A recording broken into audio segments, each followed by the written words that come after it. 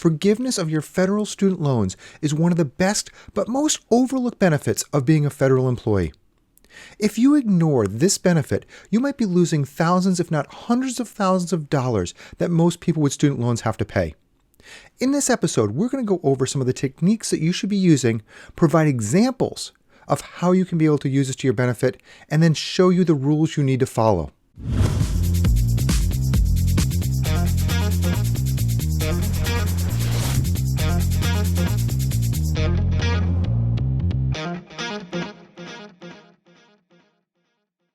Welcome. I'm Ed Smith, President of Valor Wealth Partners, where we're dedicated to educating federal employees on how to maximize value from their complex and often underutilized benefits. In today's episode, we're going to tackle student loans and teach you some of the secrets. According to StudentLoanHero.com, there's $1.7 trillion of student loan debt in the country in 2021, and that's spread out over 45 million borrowers. And from what most people say, the problem is the student loans. I disagree. I think the problem is the cost of college education. It keeps climbing. So let's take a look at what that is. In this graph, what we see is that a 4-year private college is costing almost $50,000 a year. Now, that's just 4 years of school. If you're looking at getting a master's degree, that's going to be even higher. So you could really easily be over $200,000 in student loan debt, even $300,000 with a master's or doctorate. Now, there's a lot of rumors that the government's going to pay off the student loan. And unfortunately, in my opinion, this is just wishful thinking. In the last election, it was a really big campaign promise. But when it came down to actually building a law or trying to figure out something to be able to do, their solution was that if you were 3 months behind on your student loans and it was a federal loan, you might be forgiven for $10,000 of your debt. Well, part of the problem is during the pandemic, there was no student loan debt required on federal student loans. So there was no way of possibly being 3 months late on your payments. And if you were 3 months on your payments when they start charging again, your credit would be shot just to try to save $10,000 in student loan debt. So this wasn't a viable solution. Now, it never came out to play, but that was one of the things that was being talked about to be passed to start forgiving student loan debt. I don't think that we should be betting on this going to be happening in the near future. So let's look at some other options. One of them is service to our countries through either the military, Peace Corps, or AmeriCorps. So there's options to try to get your debt down because you're not paying as much because of serving the country. Another thing is states have started to be very proactive on this area. New York, for example, developed a really good plan with SUNY, there are state universities of New York. And they said that if you stayed in the state for the amount of years that you went to school, that they would forgive your loans. So if you went to a 4 years education and you stayed in the state for 4 years, they would forgive the loans. If you left, you would have to pay them. Some people really didn't like that because they felt that they were being forced to stay in the state. But in reality, the state is just trying to help their economy with this wealth of knowledge and these new college degrees and these people trying to be able to benefit the state, which I think was a great idea. Now, SUNY also had a really good program of virtual learning even before the pandemic. So hopefully that's even going to bolster them even more. And other states will follow this type of model. Another area is the trades. There's a lot of great paying jobs out there in the trade. So even if you don't go to school, you can get a high paying job. So school isn't the only option, and there are other options to be able to pay for this high cost of college education. Now, we're financial planners, so obviously I'm going to be telling you that you need to have a strategy and you need to be looking at how you're going to be able to pay for your student loans. The first thing I want to address is that we look at the big picture. At Valor Wealth Partners, we want to see how your student loans fit into all aspects of your life and the different things that you're going to be able to do. But with student loans, like many other topics, sometimes you need to get expert advice to get a little bit deeper on them. One of the companies that we like is called Student Loan Planner. I've done a lot of research on them, and they are very good with the tools and resources that they have. We're actually going to use one of them later on in this video to how to calculate different student loans or repayment options. But one of the things that you have to look at is getting expert advice on very specific topics can be very helpful to you. Now, I will have a link to student loan planners in the description section, so if you want to click on that and check them out, you can. We get no revenue from them whatsoever. There's no kickback or anything else. I've just found them to be a good resource, and I want to pass it along back to you. Like us, they provide a lot of free education through YouTube videos. They also have a lot of podcasts as well. One of the services that they offer is a consultation for a cost. On their website, they say they save an average of $49,000 per person looking to repay their student loans. That is a huge amount of money. The cost is a couple $100s. So if you have the potential of saving almost $50,000 for less than $1,000, I say it may be beneficial to take a look at them. I'm not saying hire them. Just go to their website and see what's going on and if it's a good benefit for you. Like I said, they also have calculators that we'll dig into in a little bit. When you're looking at planning, there's 2 times that you can do this. You can look at planning before you go to school, so pre-college planning. And when you want to be able to do this, you want to find out who is going to pay for your student loans. Now, it doesn't have to be the student, and we'll touch base on this a little bit later. And the second is post-education. So you've got the student loans. Now what are you going to do because you have to pay for them? Or do you? That's another topic we're going to tackle a little bit more is, do you have to pay the full amount of your student loans? The answer is no, you don't always have to. So who can pay back your student loans? Well, obviously the first answer is the student. Then on top of that, you have the employer. A lot of employers have been very smart about adding this as an employee benefit. They try to help employees out because they know this is burdening them, especially the younger employees. So it may not be a benefit as a federal employee, but maybe for a spouse or a child, they should take a look at this. The next area is your parent or grandparent. As a parent or grandparent, you can be able to build a system to help out your children. Now, part of it might be that they've got this education and they're struggling and you just want to be able to help them out. That's one way to be able to look at it. The other thing, again, pre-education, you can build a reward system that will help your child once they finish college. Now, the reward system can be based off of 2 different things, in my opinion. One of them is that their performance while they're in college. It doesn't have to be a GPA. It could be extracurricular activities. Maybe they worked or an internship or some other activity that they did. And then also, when they get out of school, what's the job that they got? If they have built up $300,000 in student loans that you paid for, and then they get a job where they say, hey, you know what, I'm going to take a year or 2 off and do this fun thing, and you just paid all this money, that's a big problem. But as paying for it after, you can say, hey, you're using your college degree, we're going to help you out more and help you pay for your college education. And this can be very beneficial to the student. Now, I do recommend building a contract and using this with your child, because if you are, this will make sure that everything is outlined about exactly what you will do and why you will be able to do this. And the last area of who will pay for education is get the government to forgive them. And we're going to really go in depth in that a little bit more into this video. Before we look at the forgiveness from the government, you first have to understand the types of loans that are available. And there's 2 types, private and federal. Now, private loans unfortunately cannot be forgiven, but they can be refinanced and you might find a very attractive rate out there or better terms for you. So definitely take a look at that if you are not a federal employee or not using federal loans, you have those private loans out there. The next one is federal loans. They had a major restructuring back in 2010, and the new type of loans is called the direct student loans. Now, if you have an older type of loan, you could refinance into a direct loan and then they might be able to be forgiven. But remember, they have to be a direct student loan to be able to or qualify for forgiveness. When you're looking at the repayment options, you really want to get expert advice to make sure you're making the best decisions. As you can see in a few minutes, these numbers are a big difference of what the choices you might be able to have. So please reach out and get some help. I've included a link to student loan planners in the description section so you can be able to take a look at what they offer. But please take advantage of this. Now, Student Loan Planners offers 2 free calculators. One of them is a little bit more robust. It's an Excel worksheet that you can download for free. You just have to give your name and email address, and that will be in the link as well that you can be able to take a look at that. The other, which is what we're going to take a look at now, is the free calculator online where you don't have to give any information at all, and you get a very good picture of where you stand. But again, there's some things that just might be missing because it doesn't get as close to your unique situation. So let's take a look at this calculator. Here's the calculator for Student Loan Planner. This is Travis. He's the founder of the company, and he's got a lot of great information that's out there. So I just thought, here's one of his YouTube videos. When you're in the calculator, you can actually go and start seeing some of his videos. But let's start looking at some of the data. As I scroll down, you can see some of the inputs that we have. And I want to be able to show you the inputs. You can actually see what we're looking at here. Single person, going to start paying back the loan in 2021. Annual rate of return on their investments, 6%.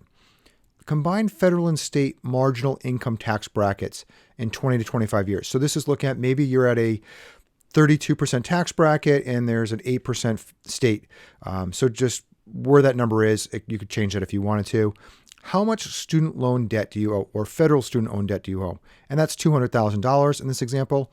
And the smaller of your prior year adjusted gross income or your current income. Now remember, we're looking at a entry-level person coming in with a college degree or a master's degree into the federal government. The average income for a federal employee at all agencies is around $90,000. So it's still at the high level of that, but I want to be at a good level that wasn't well above that into like a G13, but show you a fair number so we can be able to look at the student loan calculations. Depending on where you are, you can change that number as well. And what's the average interest rate of all your federal student loans? I just have 6% down there for a number. Okay. Did you borrow federal student loans before October 1st, 2007? No. And do you plan to work at a nonprofit or government employer full-time for a period of at least 10 years? And that's yes, because we want to get you that some different options for you. All right, refinancing options. If you want to be able to look at refinancing assumptions, and then also income growth assumptions that your income will increase at 3% annually. Okay, we just have that set for automatic. Last, are you legally married? Again, no, because you're single. All right, so let's look at, again, that $200,000 loan of student loan repayment. Okay, so as we can see here, there's a couple of different options. We have 20-year payee, 25-year repayee, the 25-year-old income-based repayments, refinancing, student standard 10-year payback, and then a PSLF. Now, this is public student loan forgiveness. This is one of the best benefits as a federal employee that you have to be able to look at. Yes, the numbers are in green, they're highlighted, but let's try not to look at them too much. Let's just look at the chart as we go down it. So we have total payments on a $200,000 loan. You are only going to be paying back $136,000 of that loan. But with a lot of programs, you might have to pay back a benefit that you get. So because you've gotten $300,000 forgiven, you would owe $121,000 in taxes, meaning the total cost would be just around $260,000. All right, that's a lot. But again, remember, your cost of education was $200,000. You're only paying $60,000 more, and that's spread out over 20 years. Okay. Now, they do suggest that you do save for the taxes that you'll eventually have to pay in 20 years. So that's their recommended amount that you'll have to save for taxes. Now, the 25-year payee, again, forgiven the amount of taxes on it, and then the total amount, the old income-based repayment. So you can see that even from the old basis that you had, you're saving $100,000 with the new programs. All right, refinancing, you're still saving a good amount of money. And then a standard paying back, you would still have that $266,000.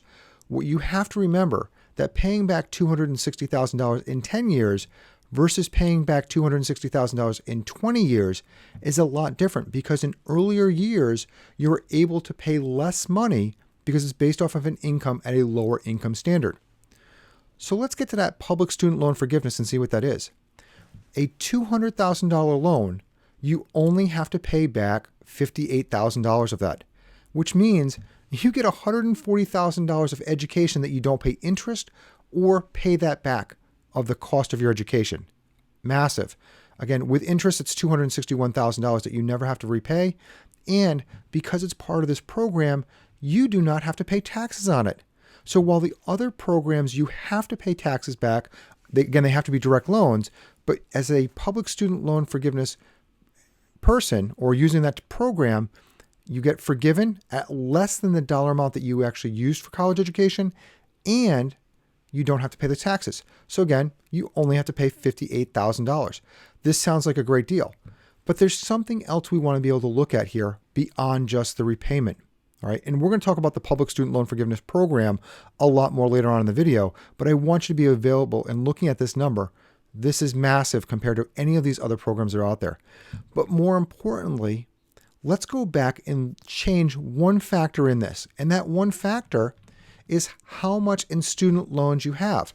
Now, again, not the cost of this education, but how much in federal student loan debt you have. And what I mean by this is if your parents or you pay $100,000 of this $200,000 that it cost you for education, how does that affect your repayment options?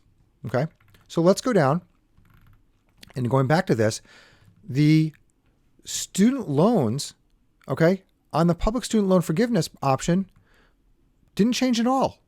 All right, what that means is if you were really good and put $100,000 towards your education, you just lost that $100,000 of money because it didn't benefit you at all. Now, you can say the numbers up here are better. They're down by $100,000, but again, you're stretching that over a period of time. So I would say there are options available for you that you might be able to look at, not putting the money in early, but putting it in later and looking at the student loan options. Now, if you're looking at going into employment in federal or the non-for-profit sectors, that could be very beneficial. But also your children, how does this benefit them? This could be a great option for kids as well. All right.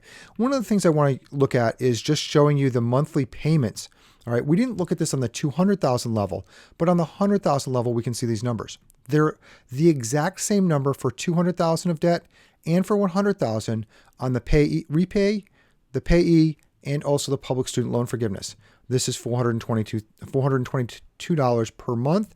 And as you can see, it increases. The public student loan stops at 10 years while the other ones increase. But the highest you get, even on a 25-year program, is $860 a month, which is very manageable if you're increasing income over periods of time. And again, we use a 3% increase. The other number to look at is if you do a standard 10 pay, that's $1,110, or if you refinance, you're saving about $100 a month. On the $200,000 level, these numbers are double. So $2,200 or $2,000 a month. Again, I would rather be paying $400 than $2,000 a month, but that's just me and just looking at what I want to be able to look at. So again, this is the monthly payments. What you really want to be looking at on this calculator is the different options and just figuring out what you can be able to do and how you can plan for using student loans in your favor, either planning before you go to school or after of what you have to be able to do. Great tool. Please take advantage of it. If you've never seen the Public Student Loan Forgiveness Program, or PSLF, I hope this was really educational for you to look at this calculator. Please go in and look at your unique situation so you can see if it's going to be beneficial for you, or pass it along to somebody else so they can take advantage of it. But with any program, there's certain things to be able to qualify. Unfortunately for me, when I went to school, the Public Student Loan Forgiveness Program wasn't even thought of at that point, and a lot of these other options weren't available as well. And so not everybody's going to qualify for these, or they're too far along and they're paying back their student loans that they might not qualify. But if you do, you want to be able to make sure you take advantage of it. So let's look at the qualifying traits of what you need so you can be able to get your loans forgiven. So here they are. Be employed by a U.S. federal, state, local, or tribal government or not-for-profit organization. Work full-time for that agency or organization. Have direct loans or consolidate other federal student loans into a direct loan. Repay your loans under an income-driven repayment plan. And finally, make 120 qualified payments. Now, when they say 120 qualified payments, they don't mean consecutive. Now, most times it will be consecutive employment.